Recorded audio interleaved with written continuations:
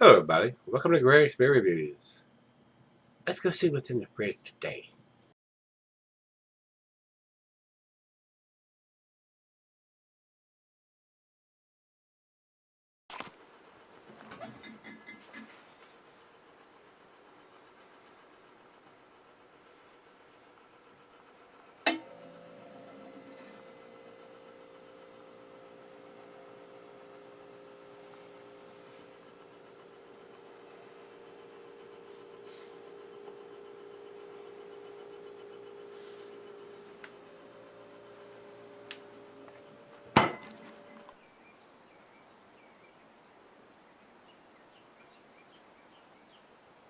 Hey guys, thanks for stopping by Gregsbeerreviews today. After yesterday's little tiny Barleywine can, 8-ounce, 8.3 or 4-ounce can, I figured we'd bring out a bigger bottle of a Barleywine and see if it's just as tasty as what we had yesterday. But this is what a bottle of Barleywine should look like. Should be enough in there for 2 good glasses for 2 people. Especially if you're going to be paying a big premium price. Now, Nate sent me this one. Man, it's got the wax on it and got the 2013 little piece stuck in the wax on the front here. This is Killer Penguin Barleywine Ale, and this is done by Boulder Beer. I like the last thing that he sent me from Boulder. I mean, they do some strange stuff too. That Rocky Mountain Oyster Stout was rather different or unique. But the biggest problem, like I told Nate, the guys out there in Colorado aren't dating a lot of their stuff. So that's a big problem when you're drinking an IPA or something like that. Now this is a Barleywine, and it's got 2013 stamped right here, stuck into the wax. So this is going to keep for a while. That is basically for the stouts and the Barleywines, those bigger beers like this. Just a year is basically all you need, and that's all I'm asking for. But if you're doing a low ABV beer or an IPA, you kind of want the month and the day on there. At least a month, if not the day, and not some enjoyed by.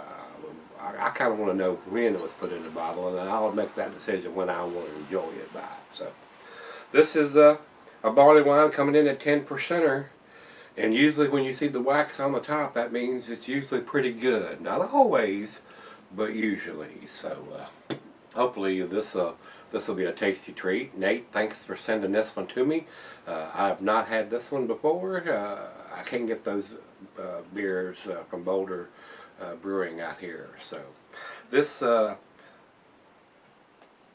commercial description on this one, guys, says seasonal winter. So this was probably done back in the colder months of 2013, which is probably about 6 months old right now. And this beer is going to keep for quite a while. But like I tell you guys, when y'all buy these beers and send them to me, I just don't feel comfortable sticking them in the fridge downstairs and keeping them for years and years before I review them. I feel kind of obligated that you spent the money to buy it and spent the money to ship it to me. I feel obligated to do it in a timely manner. So, commercial description: traditional winter seasonals are warm and comforting. Not this penguin. Diving in at around 10% alcohol by volume, Killer Penguin uses over twice the malt as other winter beers and is aged for over 6 months to perfect the condition and flavor of this Barleywine style ale. This beer doesn't ferment, it hibernates and wakes up with an attitude. Food pairings for this beer, guys. Cheeses are sharp blue cheddar, your more pungent cheeses, Gorgonzola Limburger. And just like yesterday when we did the 21st Amendment one, it says dessert digestive. So this is going to have to be paired with a stronger dish if you're wanting to have this with a meal. The glass red pint Becker 9 tumbler, the snifter. I got the double glass today for this one, and like I tell you, this beer can be solid for quite a while. So I don't know if I want to try to peel all this wax off or just slice it around the cap and just pop the cap on it. I think that's what I'm going to try. I'm just going to cut it around the bottom of the wax here and leave the rest of it on the neck.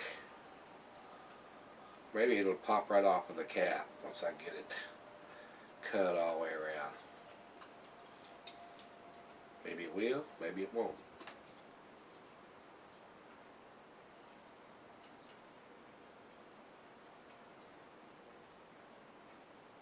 There we go.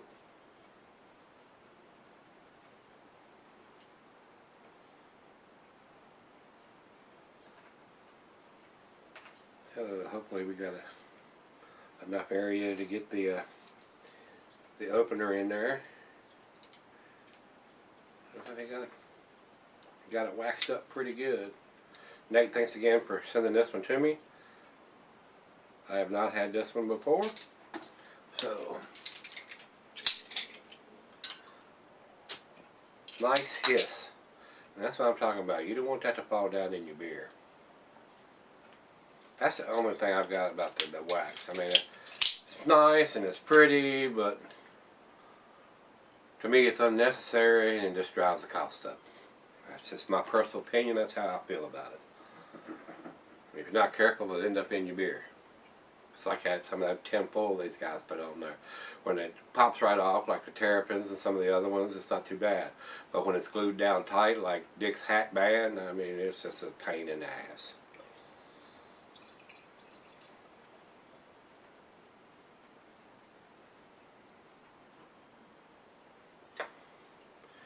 Right, then around there where y'all can see the killer penguin. Oh, we got a nice finger of head on that pour. Over to the light, it is clear. I can see the bulb right through it. It is a rich copper, almost to the ruby color. It is a deep copper color. Good looking beer in the glass. There are a few bubbles streaming up, and we got a nice hiss off the bottle. Seems to be fairly well carbonated. Let's get a nose on it. Oh yeah, a lot of candied sugar and caramel. I'm getting some fruit in there, maybe some pears and apples. Maybe even some dark fruit, maybe some figs or plums or something in there. Got a wonderful nose on it. Maybe even some hint of some dark cherries in there. Wow, it's got a real nice aroma. Well, let's give it a taste, see what we got. Cheers, everybody. Cheers, Nate. Thank you, sir.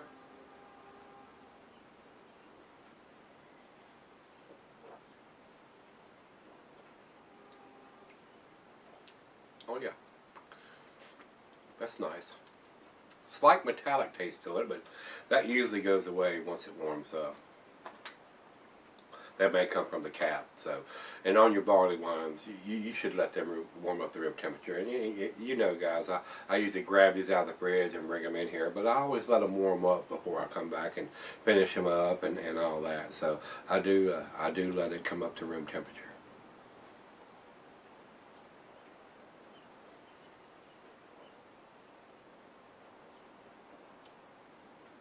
Very nice.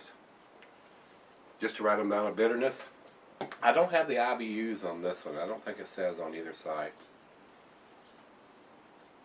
No, I don't have that info, and they have not got it printed on the bottle, which is kind of sad. I wish they would give us that information. 21st Amendment did put all that information on there. They were just stingy with what size can they were doing. But yeah, kind of tasty. I enjoyed this. This is a tasty barley wine. Killer Penguin from Boulder Beer. Nice fruitiness to it. Just a slight hint of the alcohol. Just a little less than yesterday's 11.5. This is only 10.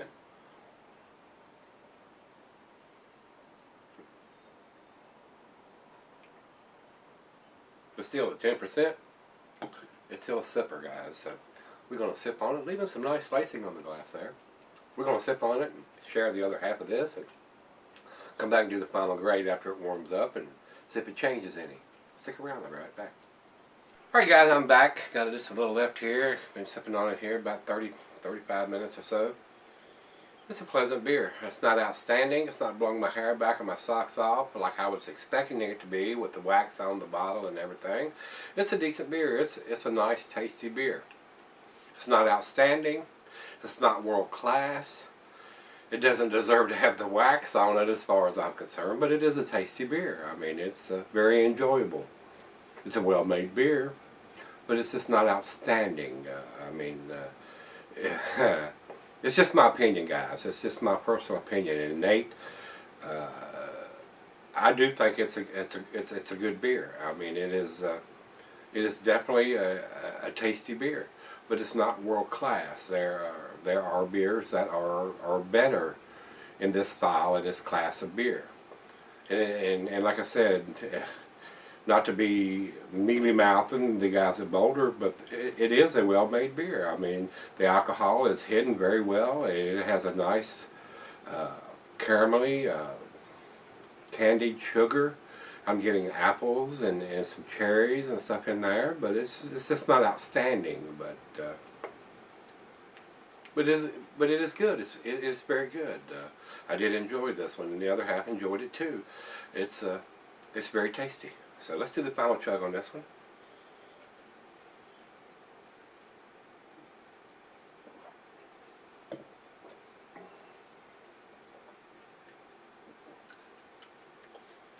I think it's definitely above average beer. I don't think it's quite to the A category though. On my grading, I would give this a 7, which is a B+. Not quite to the A category, but very damn good.